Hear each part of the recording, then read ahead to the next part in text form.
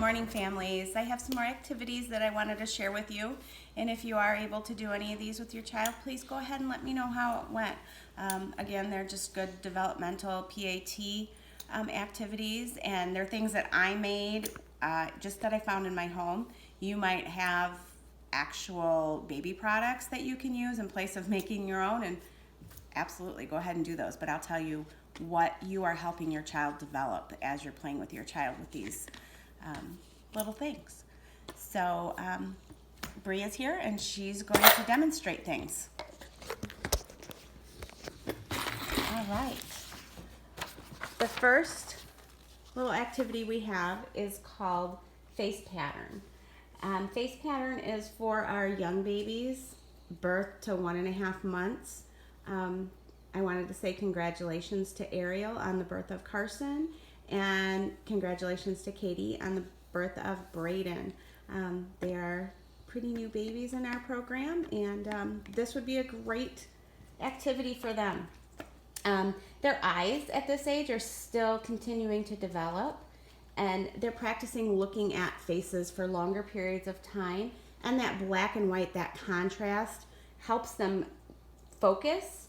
And when they see people looking at them, it helps them learn how to trust their environment and the world. So that's building that first attachment. So that's a really good activity. Black and white, whenever you can expose them to black and white pictures, is great for their development of their eye muscles. Okay, the next thing that I have is for babies 3.5 to 5.5 months. Lauren, TJ would love this, and I know you've done this activity with him. This, you just take a container, a plastic container, and put something in it. Put some rice, put some Jingle Bells. We put this yarn on there, and you just hold it over your baby, and they can kick at it. And when they hear that sound, it makes them want to repeat it. So it's developing the muscles in their legs that they're going to need for crawling and pulling up and eventually walking. And cognitively, when your baby kicks the can and moves and it makes a noise, he repeats this to get the same action, the same sound. And that's going to be the same thing when he does something that makes you laugh, in the future. He's going to know, hey, that was good. Mom liked that. Dad liked that. And he's going to continue to do that. So it's just making those connections in the brain of positive reactions. All right.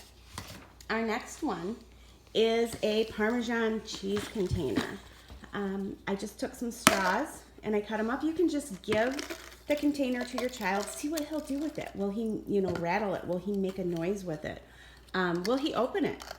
And encourage him, if he needs some encouragement, to open it and see if he will dump out, because that's a great motor development for the wrist. Dumping, pouring and dumping is really helpful for building those muscles. You can open up the other side, as Bree did, and see if they can use their fine motor, their hand-eye coordination, to put the straws in those holes. This has been a really great activity. It's great to take in the car if you're going to be, out and about. Even though I know we can't really do that right now, but we might want to get out just for a car ride. So this is a great activity. Hand-eye coordination, cause and effect. So that's a good one. The next thing I have, that activity was like 8 to 14 months. But of course, any of these activities, if your child is interested in them, no matter what age, they can be used. Again, we talk about the windows of opportunity with kiddos, and if they want to play with it, their brain is trying to work on that movement, that developing of whatever that activity is promoting. So this is an I Spy bottle. I have had this one for years. I just took some rice and I put it in a peanut butter container, and then I bought little things at the craft store. You see there's a soccer ball, there's a horseshoe in there. So this is about motor because your children are using their hands and their wrists to turn it. It's about cognitive. There's a lot of cognitive in there. They're learning that something will disappear from sight as it falls inside the rice, or you can use beans, or you can use salt. But then if they turn, if they do something, that object will come back into sight. So that's that object permanent.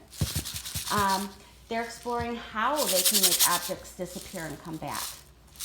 And because she can concentrate for longer, they're figuring out, without physically touching them, that they can make things, again, appear and reappear. You can also throw in language in there. Put in objects that they are familiar with, and put in that language and help that development. The next one I have is bowling. So we just have some juice bottles, just small juice bottles. Just see if your child can roll the ball and knock down those. Good job, Bree, you got one. Knock down those pins. It's just like bowling. It's a large motor activity. They're learning how to control their big muscles, and when he sets up the pins or sets up the pins after he's knocked them down, that's helping with the small muscles and the spatial awareness. He's also, as far as cognitive, they're starting to realize that one object can be part of a whole object. So one pin is part of the whole group of pins, and one can affect the other. And the last thing I have, this can go two different ways. This is called Chips in a Can for kids 14 to 24 months, or Crazy Coins for kids 3 to 5. So depending on where your child's at, it can just be used for a small motor, hand-eye coordination. Now, again, you're going to have to watch your kiddos so they don't put them in their mouth. I would use poker chips. Had I had the poker chips at my house. And you can just take a container and cut a hole in the top of the container, and the child is using the small muscles in their fingers to place them in the hole. They can shake it when it's in there. You know, they're making music. Cognitively, the child is inspecting the can and the chips to discover that the chips will fit in the slot. Now, if you want to take the Crazy Coin route for the older kiddos, this is more about noticing differences. Again, it does have the small motor because they're still working on those fine motor skills. But it's more about noticing the differences in the coins. You can ask them, where are all the big coins? Where are the coins that are brown? Because they're not really going to know. They're going to know brown more than they're going to know the gold color or the bronze color.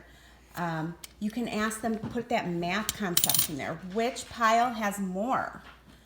Which pile has less? How do you know it has more? Some kids, just because the way they learn math, they may feel that this pile, let's do it like this. They may feel that this pile has more because it's bigger. Or if we had, you know, this here, you just, like I said, you ask which one has more. They're not going to know that a quarter is 25 cents. That's not what we're going for here. Just noticing differences. So those are the activities I have for today. And like I said, I would love to hear from you if you did any of these with your kiddos. And we hope you're safe. And hope to see you soon. Bye-bye.